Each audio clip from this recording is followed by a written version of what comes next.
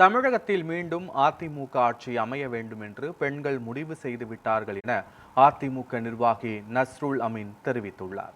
தமிழகத்தில் வரும் 23ஆம் தேதி நடைபெறவுள்ள சட்டமன்ற தேர்தலை முன்னிட்டு அனைத்து கட்சி வேட்பாளர்களும் தீவிர வாக்கு சேகரிப்பில் ஈடுபட்டு வருகின்றனர்.